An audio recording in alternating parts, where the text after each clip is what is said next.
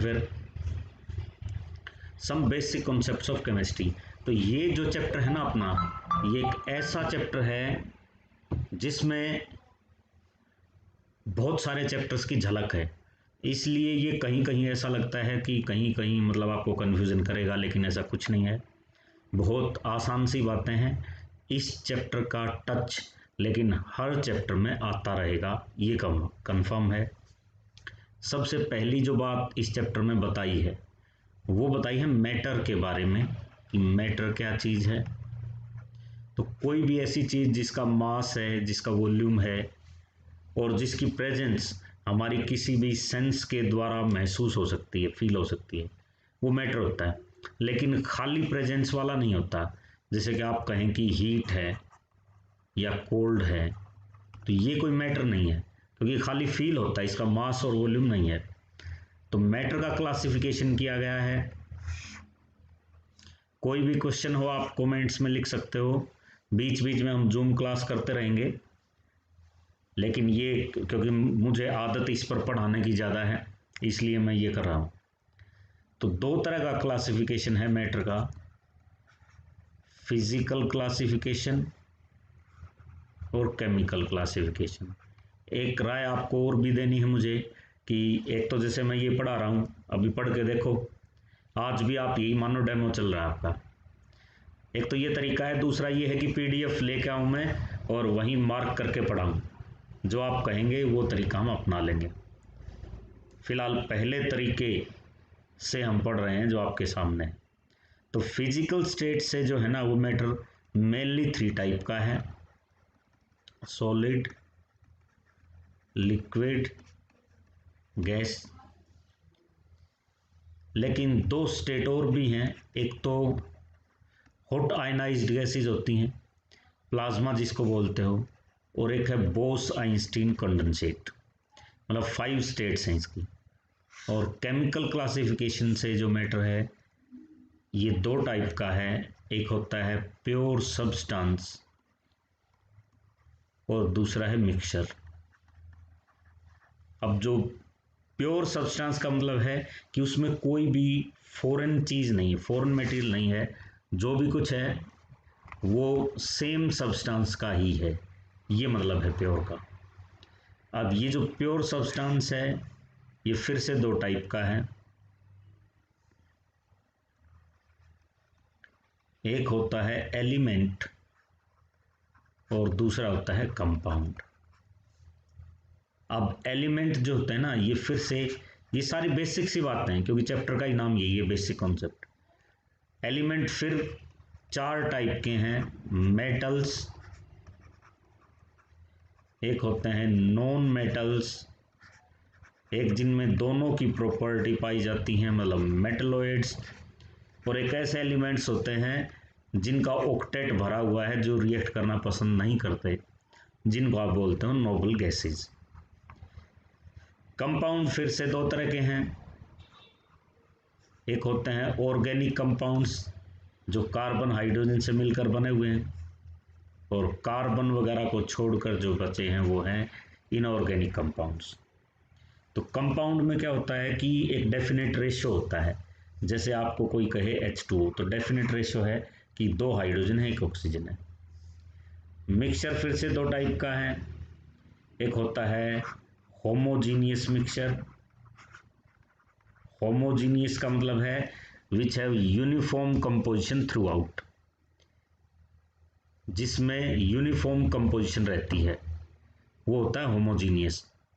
जैसे पानी और सोल्ट आपने मिला दिए, तो पानी और सोल्ट में क्या होगा कि मिलने के बाद आप ये बता नहीं सकते कि सोल्ट कहाँ पर है और वाटर कहाँ पर है, सारा एक जैसा दिखाई देगा। तो जिसमें सेम फेज रहती है, एक जैसा जो रहता है, वो क्या है, वो होमोजीनियस मिक्सचर है। और जिसमें अलग अलग आपको दिखाई दे वो हिट्रोजीनियस है। जैसे वाटर और ऑयल, पानी में ऑयल मिला दो, तेल मिला दो, तो वो आपको अलग दिखाई देगी लेयर की, ऑयल कहाँ है वाटर कहाँ है, तो वो कहा जाएगा हिट्रोजीनियस मिक्सचर। तो इसके बारे में ज़्यादा तो शायद आपको बताने की आवश्यकता नहीं होगी। अब देखो एक्चुअली तो क्या है कि पूरा का पूरा यूनिवर्स, ये ब्रह्मांड, ये दुनिया केवल दो ही चीज़ों से मिलकर बनी हुई है। एक होता है मैटर और एक है एनर्जी।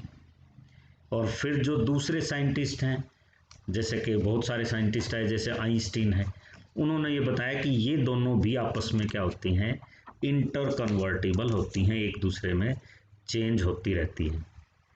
तो पहला पोर्शन ये मैटर का था, इसके बारे में आप मुझे बताते रहे ना कितनी डिटेल तक, कहाँ तक, किस लेवल तक आपको करवाना है, ताकि मुझे आइडिया रहे।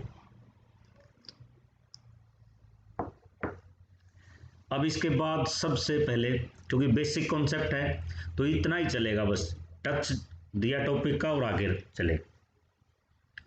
अब एक सिस्टम बना रखा है जिसको आप बोलते हो एसआई सिस्टम, मतलब स्टैंडर्ड इंटरनेशनल सिस्टम। और ये सिस्टम है यूनिट्स के लिए, कि जो यूनिट्स हैं उनको आप कैसे करेंगे। तो 7 बेसिक यूनिट्स हैं जिनको आप एक्सप्रेस करते हो।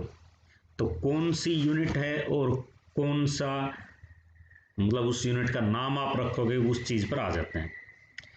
तो सबसे पहले है लेंथ। लेंथ को आप एल के द्वारा डिनोट करते हो, और यहाँ हम इसकी लिख रहे हैं एसआई यूनिट। तो इसकी एसआई यूनिट है मीटर। लेंथ की वैसे तो आप कुछ भी कहो, किलोमीटर, सेंटीमीटर, वो अलग बात है, लेकिन एसआई यूनिट क्या है, मीटर, जिसका सिंबल है ये एम। नेक्स्ट दूसरी है मास। लेंथ, मास क्या है, स्मॉल एम। एसआई यूनिट क्या है, किलोग्राम। कैसे डिनोट करोगे, केजी से।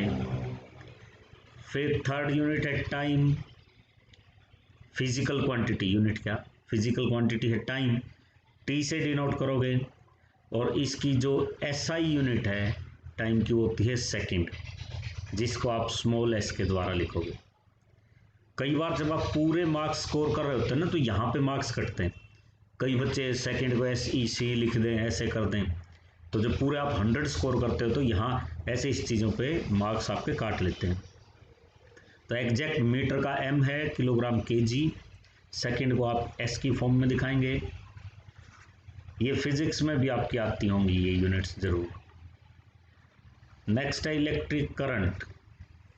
इलेक्ट्रिक करंट है आई, और इसकी एसआई यूनिट का नाम है एम्पियर, और शो करते हैं कैपिटल ए के द्वारा। थर्मोडायनेमिक टेम्परेचर नेक्स्ट है, या सिंपली आप टेम्परेचर भी बोल सकते हो। तो टेम्परेचर को डिनोट करते हो आप कैपिटल टी के द्वारा, और इसकी एसआई यूनिट होती है केल्विन। और केल्विन में डिग्री नहीं होता, सेल्सियस में तो आप डिग्री सेल्सियस लिखते हो, केल्विन है, और केल्विन को आप डिनोट करते हो कैपिटल के द्वारा। नेक्स्ट एक होती है 7 बेसिक फिजिकल क्वांटिटी हैं। Luminous intensity.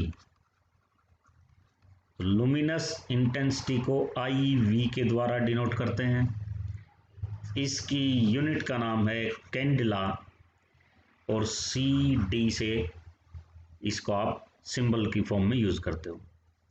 7 बेसिक सिस्टम होते हैं। लास्ट है जो बहुत ज़्यादा परेशान आपको करती है, वो है अमाउंट ऑफ सब्सटेंस।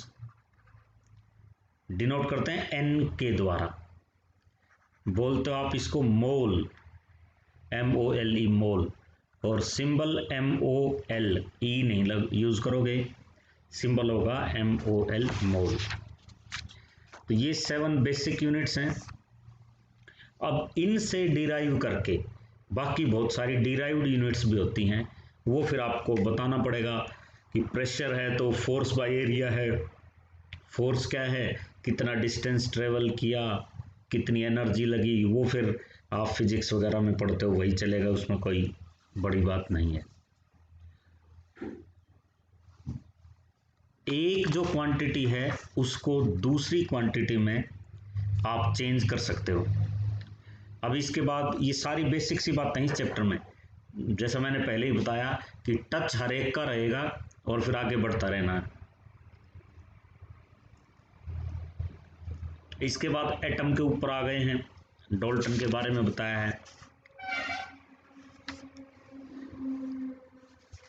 और उन्होंने कौन कौन से लॉ दिए, तो इन पर गौर फरमाइएगा। डाल्टन ने बताया कि किसी भी जो मैटर है उसका जो स्मॉलेस्ट पार्टिकल है जिसको आप और ज़्यादा नहीं तोड़ सकते, उसको कहा उसने एटम। एक्चुअली ये एटम दो वर्ड से मिलकर बना हुआ है, ए प्लस टोम्योज। तो टोम्योज का मतलब टूटना, डिवाइड करना। ए मीन्स यानी कि ना टूटना, उसका उल्टा है मतलब इंडिविजिबल।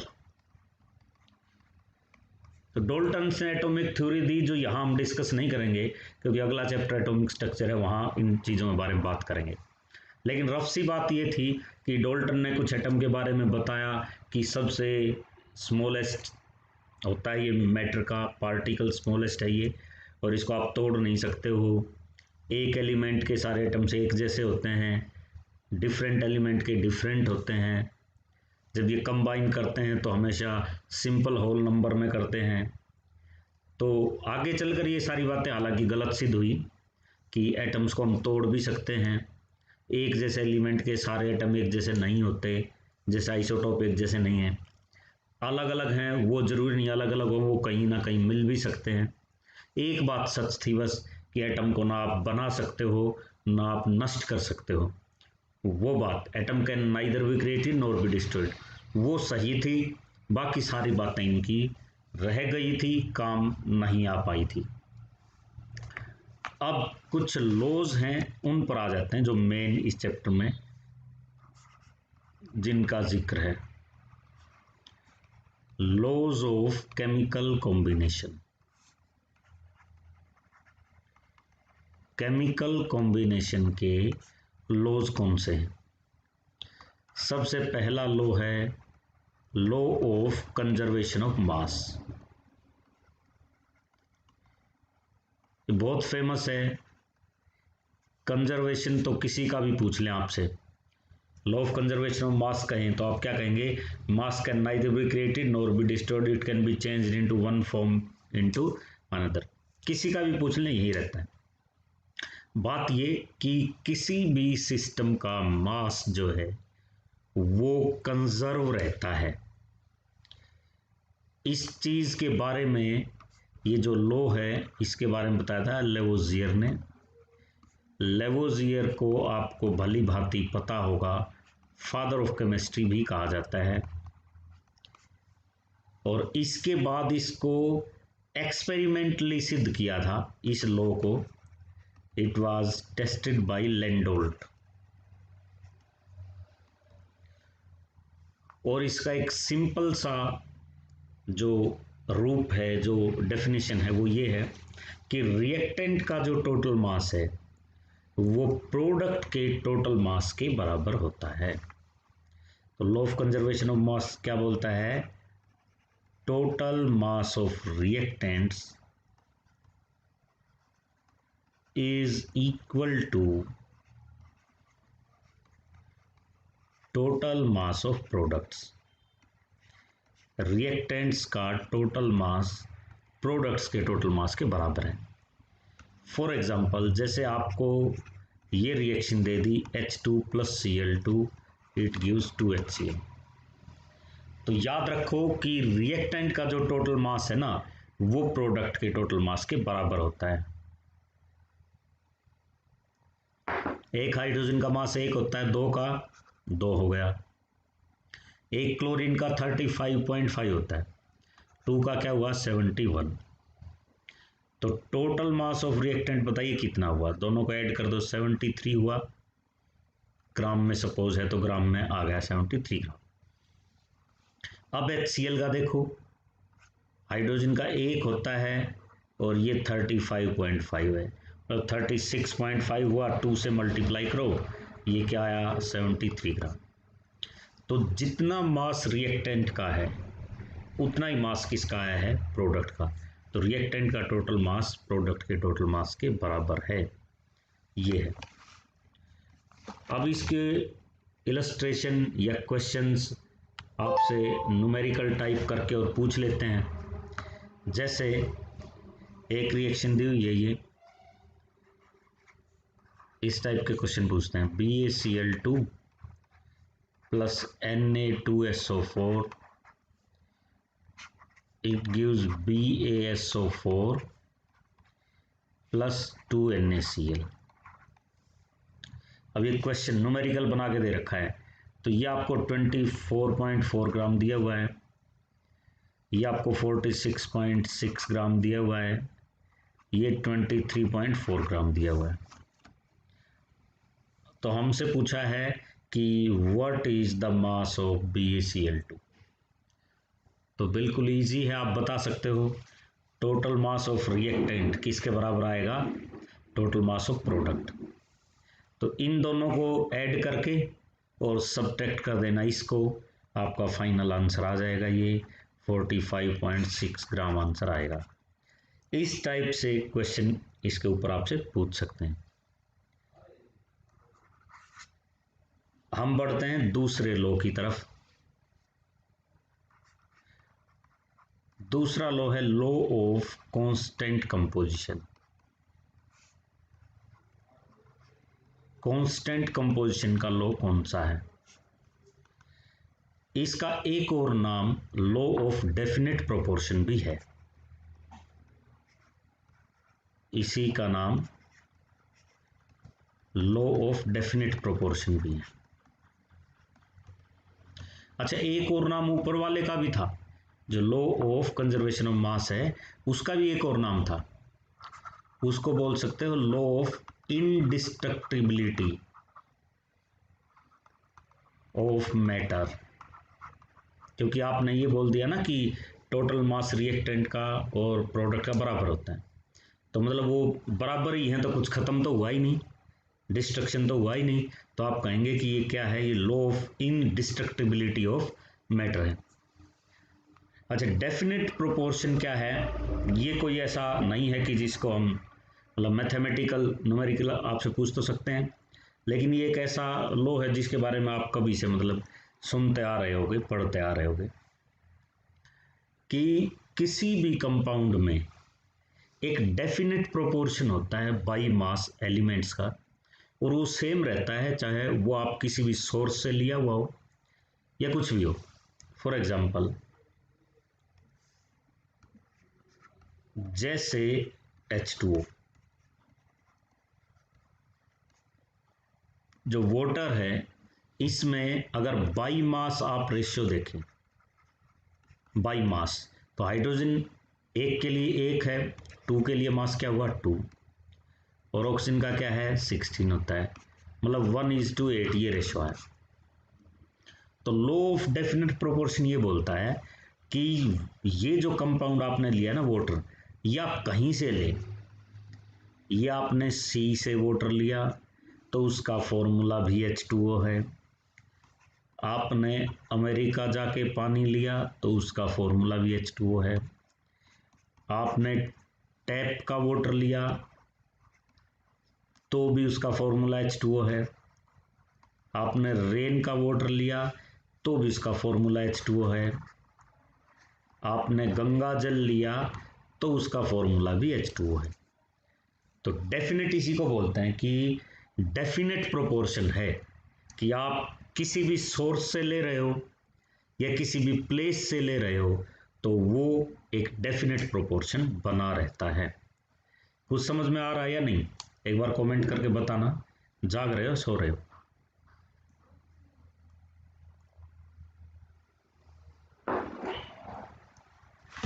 फिर इसका एक न्यूमेरिकल करते हैं।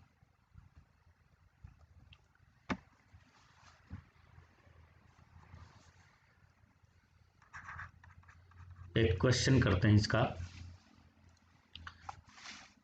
फेट ऑफ, आपसे मतलब क्वेश्चन कैसे पूछा जाएगा, न्यूमेरिकल कैसे पूछा जाएगा, उस बात के ऊपर हम आ रहे हैं। weight of copper oxide obtained by treating, हाँ थोड़ा सा देखो लेक्चर धीरे धीरे चलेगा क्योंकि साथ साथ में मैं आपको क्वेश्चंस भी ले रहा हूँ। जैसे ये न्यूमेरिकल लिया है अभी, तो ये लेने भी पड़ेंगे ताकि वो कॉन्सेप्ट आपको क्लियर हो जाए। लेकिन इसमें दिक्कत वाली बात नहीं है और ना आपको कोई एतराज़ होगा। अभी जैसे ये प्राइवेट लिंक पे हम पढ़ रहे हैं, इसको बाद में मैं पब्लिक कर दूंगा, तो आपको अगर दोबारा देखना है तो ये आपको मिल जाएगा यहीं पे, आप कहीं से भी जो समझ में ना आया उसको दोबारा देख सकते हो। Weight of copper oxide obtained by treating 2.16 gram of metallic copper with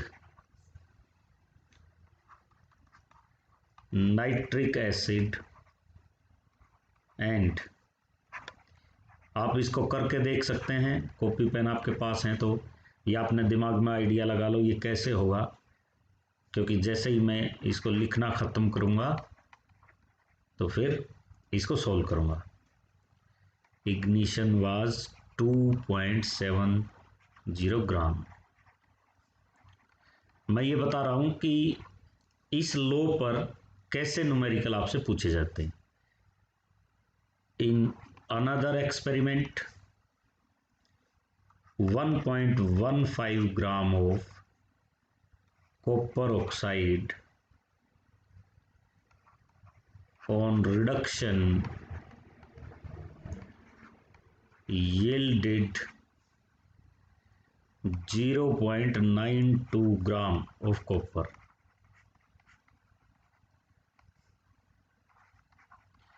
ऐसे न्यूमेरिकल आपसे पूछे जाते हैं इस कॉन्सेप्ट पर based. Show that the results illustrate law of constant composition या constant proportion।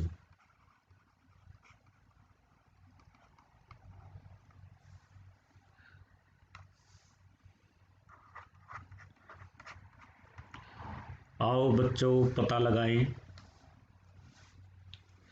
देखो क्या बताना हमें, ये बताया हुआ है अभी कॉपर ऑक्साइड है वो मिला है मेटलिक कॉपर से नाइट्रिक एसिड से। तो इस टाइप का क्वेश्चन अगर आपको दिया जाए तो आप कैसे जो है उसको सॉल्व कर सकते हो। देखो क्या करोगे, दो एक्सपेरिमेंट हैं तो इस टाइप से ये एक ही न्यूमेरिकल करेंगे, बाकी आप अपने आप प्रैक्टिस कर सकते हो। इन एक्सपेरिमेंट 1 और इन एक्सपेरिमेंट 2। एक्सपेरिमेंट 1 है और 2 है।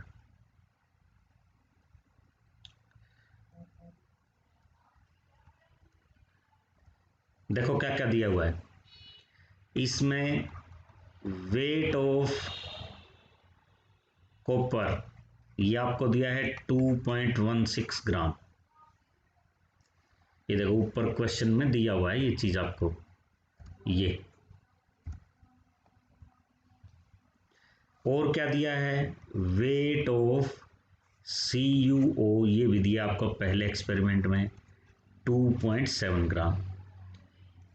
अब आप यहां से वेट ऑफ ऑक्सीजन निकाल सकते हो। तो वेट ऑफ ऑक्सीजन क्या आएगा, 2.7 माइनस 2.16। भाई CuO ये है, अकेला Cu ये है तो ऑक्सीजन का तो निकाल ही सकते, इसमें से माइनस कर दो तो ये क्या आएगा 0.45 ग्राम। मैं सिर्फ आपको ये बता रहा हूं कि ऐसे न्यूमेरिकल को आप कैसे सोल्व करोगे। एक्सपेरिमेंट 2 में क्या है, वेट ऑफ CuO आपको क्या दिया हुआ है, वो है 1.15 ग्राम। Cu का वेट क्या है 0.92 ग्राम। ये सब कुछ ऊपर दिया हुआ आपको। यहां से भी आप ऑक्सीजन का वेट कैलकुलेट कर लें, तो इसमें से ये माइनस करो, ऑक्सीजन का वेट आपके पास आ जाएगा 0.23 ग्राम। अब सुनो आगे क्या करना है। रेशो देखना है Cu का और ऑक्सीजन का, दोनों केसेस में Cu और ऑक्सीजन का रेशो क्या है। क्या आया देखो, Cu क्या था बताओ, 2.16 और ये क्या आया 0.54। इस दूसरे एक्सपेरिमेंट में बिल्कुल इजी है, Cu क्या है 0.92, ऑक्सीजन क्या है ये रहा 0.23। अब ये जो हमने प्रूव करना था ना कि ये डेफिनेट प्रोपोर्शन है, इसके लिए क्या करते हैं, एक ही तरीका आजमाना, आपको हमेशा यही मेथड करना है। जो इनमें छोटा है ना उससे डिवाइड कर दो तो एक रेशियो आ जाएगा। अगर वो डेफिनेट रेशियो आए, जैसे H2O में आप बता रहे थे कि पानी कहीं का भी ले लो उसमें 2 हाइड्रोजन होते हैं, 1 ऑक्सीजन होता है, तो इसमें क्या करो आप, ये छोटा है तो इसे डिवाइड कर दो दोनों को।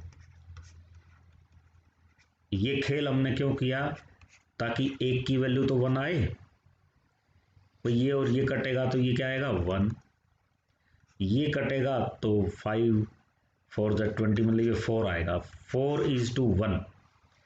कॉपर और ऑक्सीजन 2 एलिमेंट थे जिनका रेशियो आया 4:1। यहां पर क्या हुआ देखो, जो स्मॉल है उससे दोनों को डिवाइड करो, ये फिर से 1 आया और ये क्या आया 4, यहां पर भी ये क्या आया 4:1। तो इसमें भी 4:1 है, इसमें भी 4:1 है, तो हम कहेंगे बिल्कुल सही बात है, जो ये डाटा दिया गया है हमें, ये लॉ ऑफ कांस्टेंट प्रोपोर्शन को प्रूव करता है। इस टाइप के न्यूमेरिकल्स आपसे पूछे जाते हैं। तीसरे लॉ पर बढ़ते हैं अब, थर्ड लॉ। थर्ड लॉ है लॉ ऑफ मल्टीपल प्रोपोर्शन, और ये जो लॉ है ना, ये वही आपके पुराने दोस्त बार बार पढ़ते हो, उन्होंने इसको दिया था, Dalton. Law of multiple proportion के बारे में किसने बताया था, डाल्टन ने बताया था। बिल्कुल इजी है, क्या बोलता है, एग्जाम्पल से बहुत जल्दी समझ में आएगा कि जब 2 एलिमेंट आपस में कंबाइन करें और उनमें से एक का वेट आप फिक्स रखो, तो जो दूसरा है ना जिसका वेट फिक्स नहीं है वो सिंपल रेशो में कंबाइन करता है। ये होता है लॉ ऑफ मल्टीपल प्रोपोर्शन। जैसे नाइट्रोजन के ऑक्साइड्स हैं अलग अलग टाइप के, N2O, N2O2, N2O3, N2O4, N2O5, ये नाइट्रोजन के 5 टाइप्स के ऑक्साइड हैं। यहां पर देखो, ये एग्जाम्पल है इसका लॉ ऑफ मल्टीपल प्रोपोर्शन का। यहां पर देखो क्या है कि 2 एलिमेंट हैं, कौन कौन से हैं, एक नाइट्रोजन है एक ऑक्सीजन है। अब एक का वेट फिक्स है, किसका वेट फिक्स है, नाइट्रोजन का वेट फिक्स है। देखो यहां पर भी N2 है, ये भी, ये भी, ये भी, ये भी, N2 फिक्स वेट है, तो जिसका वेट फिक्स है उसका कोई जिक्र नहीं। दूसरे को पकड़ो, जो फिक्स वेट के साथ कंबाइन कर रहा है उसको पकड़ लो और उसका रेशियो देखो फिर बाई मास।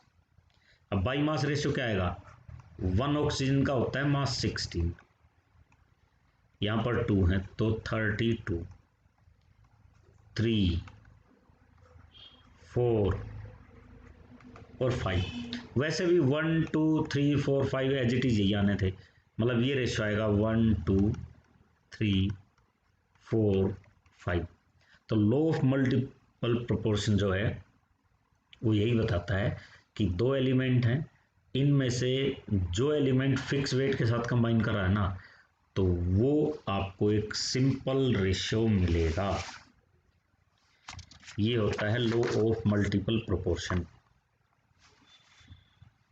चलो अब आगे बढ़ते हैं नेक्स्ट लॉ पे, बिल्कुल सिंपल से हैं। नेक्स्ट लो ये 3, 4, 5 जो भी है। एक लो होता है गे-लुसेक लॉ ऑफ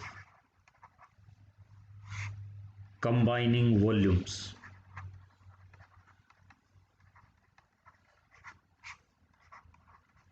ये किसके लिए है? ये गैसेस के लिए।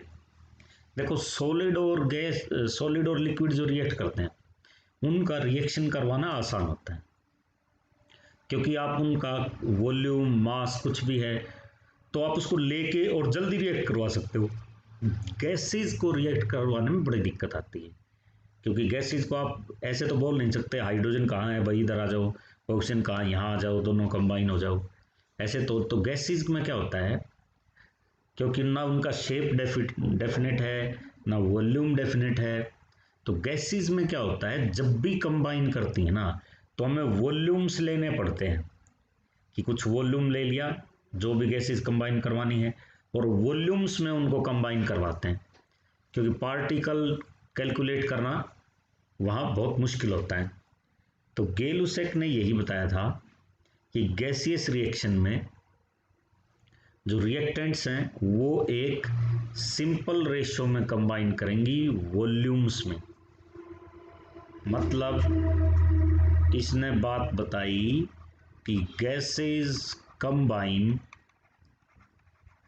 इन वॉल्यूम्स, कि गैसेस जब भी कंबाइन करेंगी तो वॉल्यूम्स में कंबाइन करेंगी, और ये जो कंबाइन कर रही हैं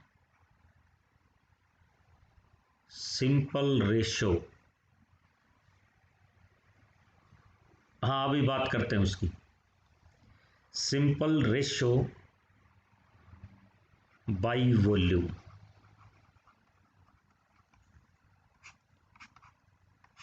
गैसेस वॉल्यूम्स में कंबाइन करेंगी और ये क्या होगा, सिंपल रेशो बाई वॉल्यूम आएगा। जैसे मान लिया HCl को आप बना रहे हो तो H2 plus Cl2 it gives HCl, और ये 2 है।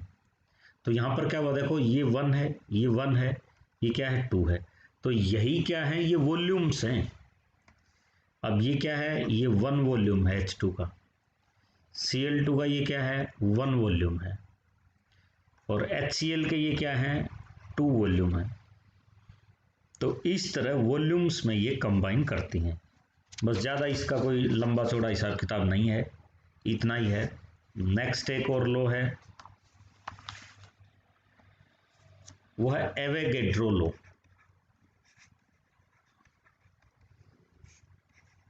एवोगैड्रो का अपना महत्व है केमिस्ट्री में, क्योंकि इन्होंने एक ऐसी संख्या दी जिसको मोल कॉन्सेप्ट में बार बार आप यूज़ करते हो, 6.023 इंटू 10⁻23, जो 1 मोल में पार्टिकल्स की संख्या भी होती है।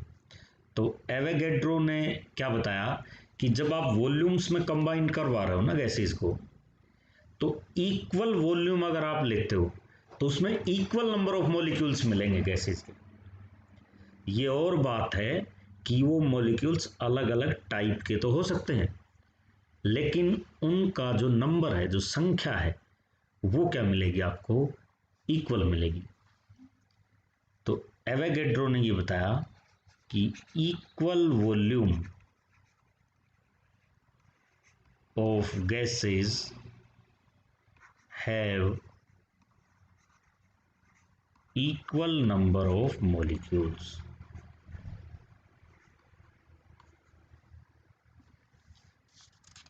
इक्वल वॉल्यूम अगर ले लेते हो तो अलग अलग टाइप के तो हो सकते हैं, लेकिन अच्छा वेपर डेंसिटी आएगी इसके बाद, लेकिन इक्वल वॉल्यूम लोगे तो इक्वल नंबर ऑफ मॉलिक्यूल्स उसमें होते हैं। ये एवोगैड्रो की बात हुई। अच्छा रेसिप्रोकल, खैर इसमें तो नहीं दिया हुआ है, फिर भी मैं आपको बता देता हूँ, मेरे पास जो बुकलेट है इसके नोट्स भी जो है।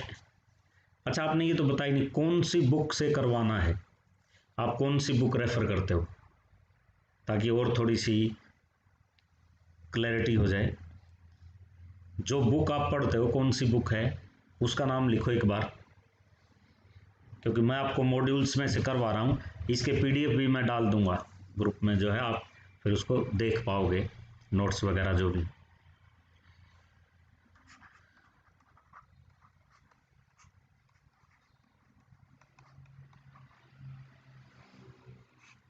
Law of reciprocal proportion.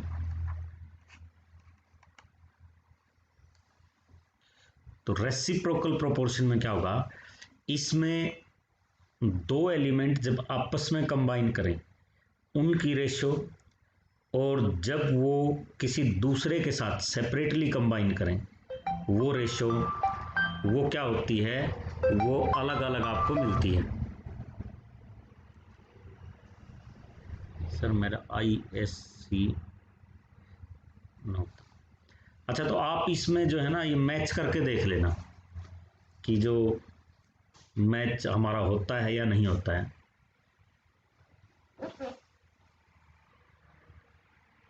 जैसे एक है कार्बन, एक है सल्फर, एक है हाइड्रोजन, रेसिप्रोकल पे आ गए हम, ठीक है।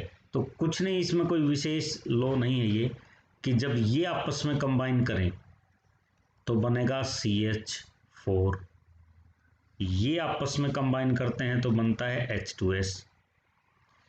तो यहां पर आपको कार्बन और सल्फर ये देखना है, और अगर ये डायरेक्टली दोनों कंबाइन करें तो बनता है CH2। तो अगर यहां मैं रेशियो देखता हूं तो कार्बन का मास होता है 12, हाइड्रोजन है 4, हाइड्रोजन का है 2 और सल्फर का होता है 32। तो देखो कार्बन और सल्फर का क्या आया रेशियो, यहां पर ये है 12, ये है 32, मतलब 12 और 32। मतलब ये जब किसी एक कॉमन एलिमेंट है, ये दो एलिमेंट हैं कार्बन और सल्फर, ये किसी एक तीसरे कॉमन हाइड्रोजन के साथ कंबाइन कर रहे हैं। तो जब ये एक तीसरे के साथ कंबाइन कर रहे हैं तब इनका रेशियो देखो क्या आया, ये 12 और 32 ये आया। और अगर इन्हीं दोनों को, किन दोनों को, कार्बन सल्फर को, अगर इन्हीं को डायरेक्ट मिला दिया जाए आपस में तो क्या होगा, ये बनाता है CH2। अब CH2 में क्या है, ये 12 है, लेकिन अब ये क्या है 64। सल्फर क्या होता है 32, ये होता है ना, हाँ ठीक है। तो अब देखो ये लॉ ऑफ रेसिप्रोकल प्रोपोर्शन ये बोलता है कि जब इनको आप डायरेक्टली कंबाइन करते हो ना तो ये जो रेशियो है, यानी कि दो रेशियो अब अपने पास आए, एक तो ये और एक ये कब, जब ये डायरेक्ट कंबाइन हुए, ये जब ये सेपरेटली कंबाइन हुए किसी एक कॉमन के साथ, तो ये जो रेशियो है या तो ये सेम आता है और ये सिंपल मल्टीपल आता है। यहां जैसे सिंपल मल्टीपल है कि 32 से 2 गुना ज़्यादा, ट्वाइस होता है 64। तो ये है रेसिप्रोकल प्रोपोर्शन। हालांकि ये जो है ना ऐसी चीज़ें ये आपने 9th क्लास में भी पढ़ी हुई हैं। अब जो 9th में नहीं पढ़ी हुई हैं, आर्यन ये जो आप बता रहे हो ना बुक, ये मेरे पास नहीं है, मैंने देखी नहीं है, लेकिन जो मैं करवा रहा हूँ आप इसको मैच कर लेना और फिर बताना कि वो आपस में मिल रहे हैं या नहीं मिल रहे। एक न्यूमेरिकल के हिसाब से इंपॉर्टेंट कॉन्सेप्ट है वेपर डेंसिटी। वेपर डेंसिटी क्या चीज है? तो वेपर डेंसिटी क्या होती है एक्चुअली, किसी भी गैस की density upon density of hydrogen, उसको बोलते हैं वेपर डेंसिटी। मतलब जिस भी गैस की डेंसिटी निकालनी है वेपर डेंसिटी, तो डेंसिटी ऑफ गैस अपॉन उसको कंपेयर करना होता है किसके साथ, डेंसिटी ऑफ हाइड्रोजन के साथ। तो वेपर डेंसिटी क्या चीज है, density of gas upon density of hydrogen ये होती है। और आप हमेशा ध्यान रखेंगे ये फॉर्मूला कि मोलिक्यूलर मास जो होता है ना वो क्या होता है 2 into vapour density. Molecular mass क्या है 2 इंटू वेपर डेंसिटी। और एक मैं आपके पास 2-3 पेज इसके अलग से भी भेजूंगा, मतलब शॉर्टकट के इस चैप्टर में अपने कौन कौन से फॉर्मूले आए तो मैंने हाथ से लिख रखे हैं, वो भी मैं ग्रुप में डाल दूंगा, आप उनको भी एक बार देख लेना। अच्छा अब सुनो, अब फॉर्मूले पे आ जाते हैं, इस बात को छोड़ देते हैं कि वेपर डेंसिटी जो है वो कैसे निकालेंगे। तो ये एक डेंसिटी ऑफ हाइड्रोजन जो है ना, ये तो आपको याद करनी पड़ेगी 0.4/089 ये होती। अब देखो एक दो न्यूमेरिकल कर लेते हैं इसी टॉपिक पर। मान लिया आपको ये दिया गया है एट एनटीपी पर the density of A gas at NTP the density of a gas is 0.00445 gram per ml. Find its vapor density. तो इसकी वेपर डेंसिटी बताओ क्या होगी and molar mass. Vapour density आ गई तो मोलर मास तो अपने आप ही आ ही जाएगा।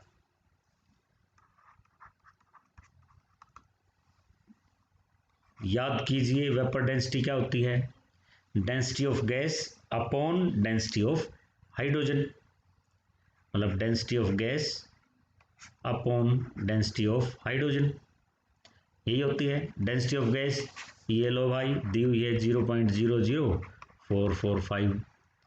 हाइड्रोजन की क्या है अब याद की थी हमने 0.4/0 और 89।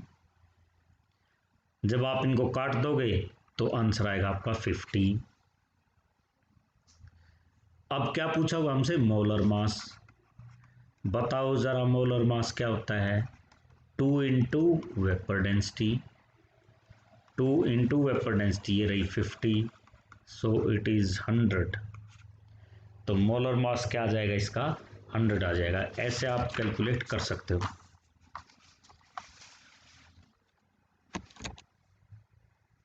चलो एक और कर लेते हैं लगे हाथों। मान लिया आपको ये दिया गया है weight of 1 litre gas is 2 gram, then find out its vapor density and molecular mass। तो बिल्कुल इजी है, वही फॉर्मूले यूज होने हैं और बिल्कुल आप आराम से इसमें बता सकते हो। कैसे सोल्व करोगे, सबसे पहले क्या डेंसिटी निकालनी पड़ेगी भाई। वेपर डेंसिटी तो बाद में निकालना, पहले डेंसिटी देख लो एक बार। क्यों, क्योंकि हमें इसकी ज़रूरत पड़ेगी। देखो इसमें तो आपको डायरेक्ट डेंसिटी ऑफ गैस दी हुई थी, इसमें है ही नहीं।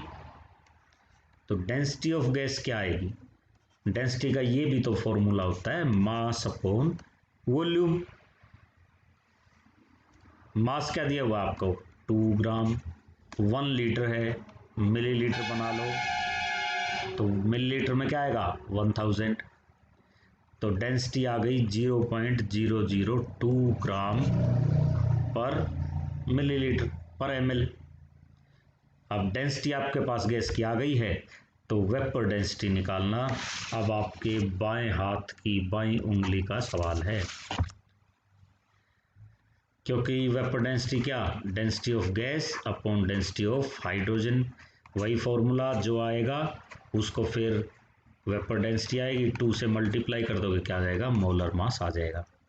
तो इस टाइप से वेपर डेंसिटी पे क्वेश्चन पूछ लेते हैं बहुत बार, नीट के एग्जाम में पूछते हैं, तो इस चीज़ का आपको ख्याल रखना है।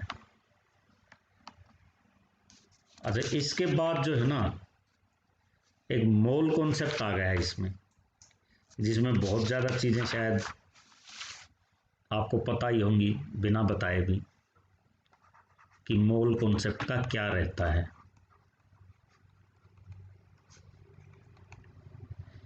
तो मोल कॉन्सेप्ट में क्या है, वन जो मोल है, काम की बात तो यही है, वन मोल जो है ना, अगर आपसे पूछा जाए कि भाई पार्टिकल्स की टर्म में बताओ, तो किसी भी सब्सटेंस के वन मोल में कितने पार्टिकल होते हैं,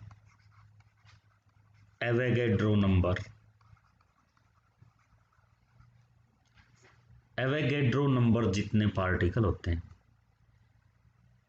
Na से भी इसको डिनोट करते हैं, और ये नंबर क्या है 6.02 इंटू 10⁻23। जब आपसे ये कहा जाए पार्टिकल्स, तो पार्टिकल्स तीन ही टाइप के होते हैं, या तो वो एटम्स होते हैं, या वो आयन्स होते हैं, या वो मोलिक्यूल्स होते हैं, तीन ही टाइप के पार्टिकल हैं। तो वन मोल किसी भी सब्सटेंस का किसके बराबर है, एवोगैड्रो नंबर के बराबर है। अगर आपसे पूछे बाई वॉल्यूम, तो किसी भी सब्सटेंस का, इसमें जैसे आपकी बुक्स में एग्जांपल डजन दिया हुआ होता है, देखो number of particle one mole में सबके एक जैसे मिलेंगे, ये और बात है कि वो पार्टिकल्स अलग अलग टाइप के हो सकते हैं।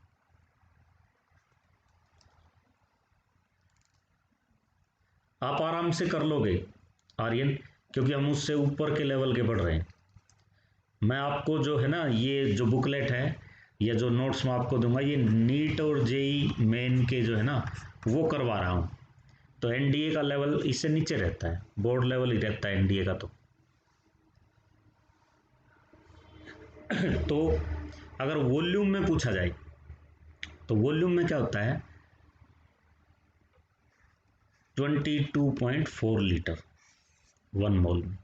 अब देखो वन मोल एवोगैड्रो नंबर है, तो वो अलग अलग टाइप के तो हो सकते हैं, जैसे डजन का एग्जांपल दिया हुआ होता है आपकी बुक्स में, कि अगर आप 1 डजन यानी कि 1 दर्जन केले लेते हो तो कितने आएंगे 12, सेब लेते हो 1 डजन कितने आएंगे 12, 1 डजन आप पेन लेते हो कितने आएंगे 12। यानी कि वो चीज़ें अलग अलग टाइप की बेशक से हों, लेकिन वो जो नंबर है, वो संख्या है, वो फिक्स है, ये है। और अगर मास की बात की जाए, तो ग्राम मोलिकुलर मास, उसमें क्या है 1 मोल है। किसी का भी अगर एटम है तो उसका एटॉमिक मास जो भी है ना, वो उसका 1 मोल है। अगर कोई मोलिक्यूल है तो उसका मोलिकुलर मास, जैसे कोई कहे H2O, तो H2O का मास क्या है, ये 2 है, ऑक्सीजन 16 यानी कि 18, तो H2O के 1 मोल में मास कितना है 18 ग्राम। अब यहां से एक की कॉन्सेप्ट समझो, ये तो हो सकता है आपको पहले से पता ही होंगे। जब आप नंबर ऑफ मोल्स कैलकुलेट करते हो ना, तो 3 तरीके हैं आपके पास। न्यूमेरिकल्स में आपकी मदद करेगी ये बात कि नंबर ऑफ मोल्स आप 3 टाइप से कैलकुलेट कर सकते हो।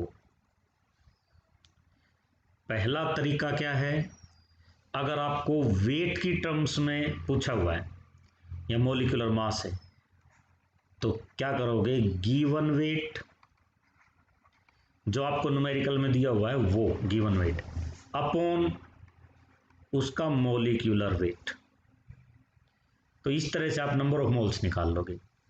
जैसे किसी ने कह दिया कि 22 ग्राम CO2 में बताओ कितने मोल्स हैं, तो गिवन क्या है 22, ठीक है, अपॉन मोलर वेट, तो कार्बन होता है 12, एक ऑक्सीजन का 16, 2 का 32 मतलब 44, तो ये आया 1/2 मोल। यानी कि given weight upon molecular weight. अगर नंबर ऑफ मोल्स आपसे पार्टिकल्स की टर्म में पूछा हुआ है तो आप कैसे बताते हो?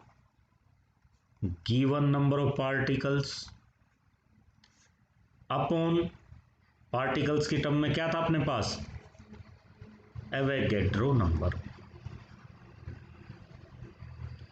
मतलब Na।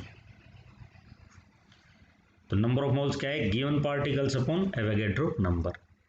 और तीसरा अगर वॉल्यूम की बात है तो गिवन वॉल्यूम, जो वॉल्यूम आपको दिया हुआ है, और 1 मोल में क्या था? 22.4 लीटर। इस तरीके से आप, ये 3 मेथड्स हैं जिनसे आप मोल्स निकाल सकते हो, कैलकुलेट कर सकते हो।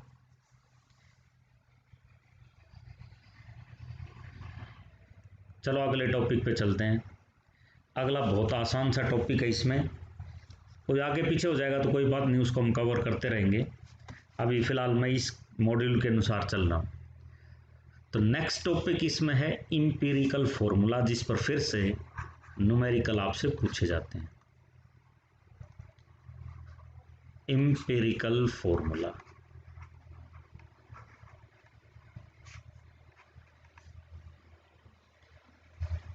अगर आपको दिक्कत ना हो तो 1 घंटे की क्लास शाम को कर लेते हैं, बजाय कि इकट्ठे 2 घंटे, वरना सो जाओगे, बोर हो जाता आदमी।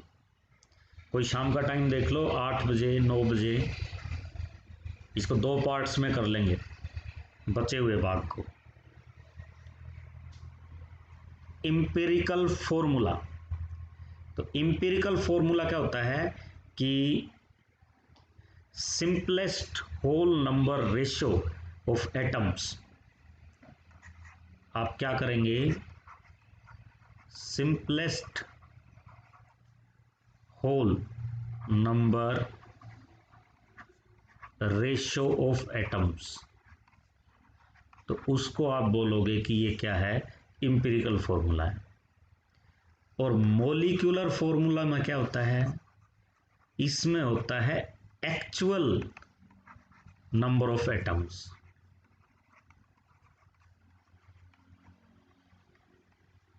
हाँ, 9 to 10 सही है, क्योंकि लगातार 2 आवर्स में क्या होता है, फिर चीज़ें जो है ना ऊपर से जाने लग जाती हैं, टाइम नहीं मिलता। तो आप जैसे कि इसके PDF डाल दूंगा मैं, आप थोड़ा सा उनको भी देख लोगे और फिर 2 किस्तों में ठीक हो जाएगा ये। एक्चुअल नंबर ऑफ एटम्स क्या है? Molecular formula. जैसे मॉलिक्यूलर फॉर्मूला H2O2 है, तो इसी का इंपिरिकल फॉर्मूला क्या आएगा? शॉर्टेस्ट रेशियो कर दो, इसका काट दो, मतलब इसको 2 से 2 कट गया, क्या आया? HO। अगर आपसे पूछ लिया CH4 मॉलिक्यूलर फॉर्मूला है, बताइए इसका इंपिरिकल फॉर्मूला क्या आएगा? तो इसका तो यही आएगा, कुछ कटेगा ही नहीं, ये भी एक है, ये भी एक, तो ये आएगा CH4। अगर आपको बोल दिया C2H4 का, बताइए क्या आएगा? ये मॉलिक्यूलर फॉर्मूला C2H4, तो 2 से 2 काट दोगे आप तो CH2, ये होगा इसका। बेंजीन C6H6 मॉलिक्यूलर फॉर्मूला है, आपसे पूछ लें इसका इंपिरिकल फॉर्मूला क्या है, तो 6 से 6 काट दो, क्या आएगा? CH, ये आता है। अब इसमें आप एक चीज का ध्यान रखना कि मॉलिक्यूलर फॉर्मूला, अभी न्यूमेरिकल करेंगे इसका एक, ये क्या आएगा? N into empirical formula. और ये N क्या है? जिसे आप काट रहे हो वही N है। जैसे बेंजीन का मॉलिक्यूलर फॉर्मूला है C6H6, तो यहां पर N क्या है? 6 है। इंपिरिकल फॉर्मूला ये रहा CH। ये कहानी होती है। अब एक न्यूमेरिकल कर लेते हैं इस पर कि कैसे इंपिरिकल फॉर्मूला आप कैलकुलेट कर सकते हो। देखो, जैसे ये दे दिया, एक कंपाउंड दिया हमें, इन a compound X is 75.8% and Y is 24.2% by weight present. If atomic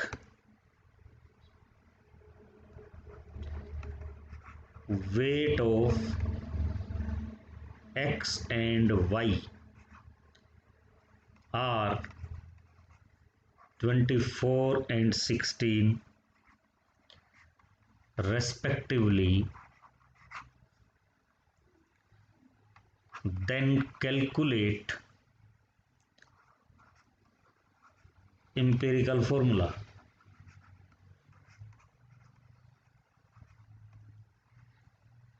ये पूछा हुआ आपसे।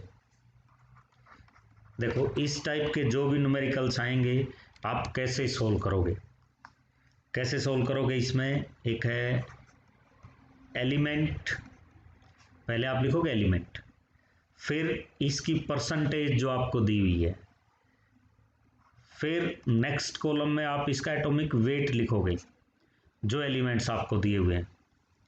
नेक्स्ट में क्या करोगे, परसेंटेज को डिवाइड करोगे एटॉमिक वेट से। नेक्स्ट कॉलम में क्या आएगा, सिंपलेस्ट रेशियो आप कैलकुलेट करोगे। अब ये न्यूमेरिकल मैं आपको सोल्व करके बता देता हूँ। और फिर आपके पास आएगा फाइनल रेशियो। कैसे भला, एलिमेंट कौन से आपके पास, एक्स और वाई। क्या परसेंटेज दी हुई है बताओ, इसकी परसेंटेज है 75.8%। ये रही भाई, वाई की क्या है 24.2%। एटॉमिक वेट बताओ एक्स का, खुद दिया हुआ है, ये रहा 24, वाई का क्या है 16। अब क्या करना है, देखो यही फॉर्मूला आपको पुटअप करना है हमेशा। परसेंटेज को डिवाइड करो एटॉमिक वेट से, तो 75.8 को डिवाइड करो 24 से, और ये जो है 24.2 इसको करो 16 से। यहाँ से एक रेशियो आप कैलकुलेट करोगे, जैसे यहाँ से काट पीट के आप इसको सोल्व करोगे तो ये आएगा 3.1, ये आएगा 1.5। अब सिंपलेस्ट रेशियो का वही तरीका है जो पहले न्यूमेरिकल्स में हम यूज़ कर रहे थे, कि जो इनमें छोटा है ना उसे डिवाइड कर दो, फिर कम से कम एक का आंसर तो 1 आएगा अपने पास।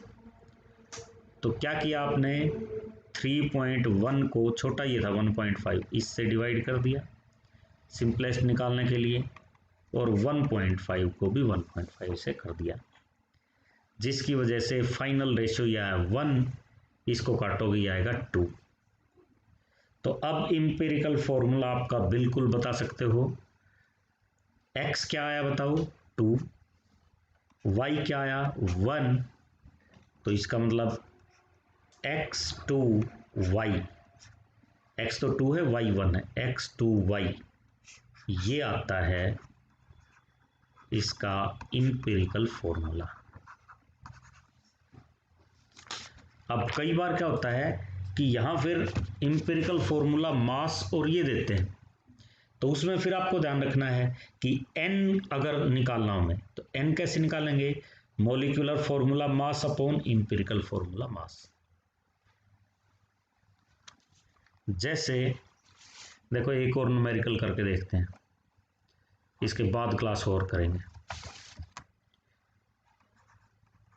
ये एक न्यूमेरिकल है, आप कैलकुलेट कर भी लिया करो, कॉपी पेन आप रखते होगे, साथ साथ जब तक मैं करूं।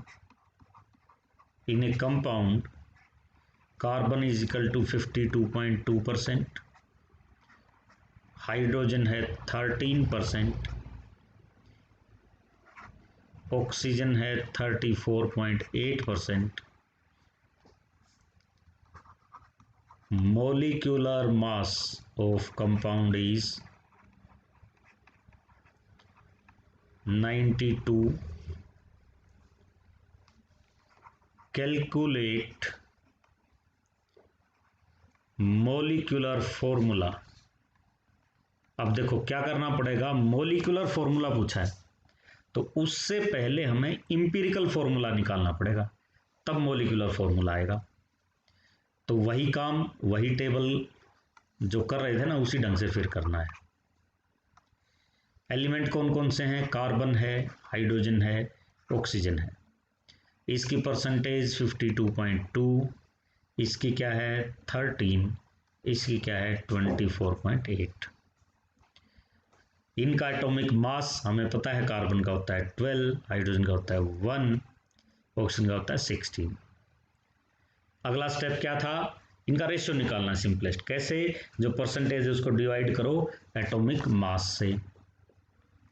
तो ये लो भाई, इसको 12 से किया, 13 को 1 से कर दिया, 24 इसको 16 से कर दिया, कैलकुलेट किया, ये आता है 4.4, ये आता है 13, ये आता है 22। अब जो कम है 2.2 सॉरी, जो सबसे कम है उससे क्या करो, डिवाइड करो। आखिरी स्टेप अपना ये था, सबसे कम कौन है, सबसे छोटा ये है 2.2। तो फाइनल रेशियो में इसको 2.2 से करो, 13 को 2.2 से करो, और 2.2 को तो करोगे। तो ये आएगा 1, ये लगभग आएगा 6, और ये आएगा 2। तो अपने पास गौर करना क्या आएगा, यहाँ इंपीरिकल फॉर्मूला आ गया है, ये मॉलिक्यूलर नहीं आया। क्या आया, C कार्बन है 2, हाइड्रोजन है 6, ऑक्सीजन है 1, तो ये आया C2H6 और ऑक्सीजन है 1, यानी कि ये। अब देखो हमसे क्या पूछा है, मॉलिक्यूलर फॉर्मूला और मॉलिक्यूलर मास दिया हुआ है। तो इंपीरिकल फॉर्मूला है ना, तो इंपीरिकल फॉर्मूला मास निकाल लो, इसका निकालो मास। एक कार्बन का 12 इंटू 2 प्लस एक हाइड्रोजन का 1 होता है 6 का कितना होगा, और ऑक्सीजन का कितना होता है 16। सब कुछ कैलकुलेट करोगे, ये आएगा 46। तो इंपीरिकल फॉर्मूला मास क्या आया 46। तो अब देखो n की वैल्यू, एक क्या लिखा था शुरू में, याद करो, मॉलिक्यूलर फॉर्मूला क्या होता है n इंटू इंपीरिकल फॉर्मूला। तो n की वैल्यू निकालनी हो तो क्या करेंगे, इसको इधर ले आओ, मतलब molecular formula upon empirical formula. तो n की वैल्यू क्या आएगी, मॉलिक्यूलर फॉर्मूला मास जो दिया हुआ आपको ये रहा 92 अपॉन इंपीरिकल फॉर्मूला।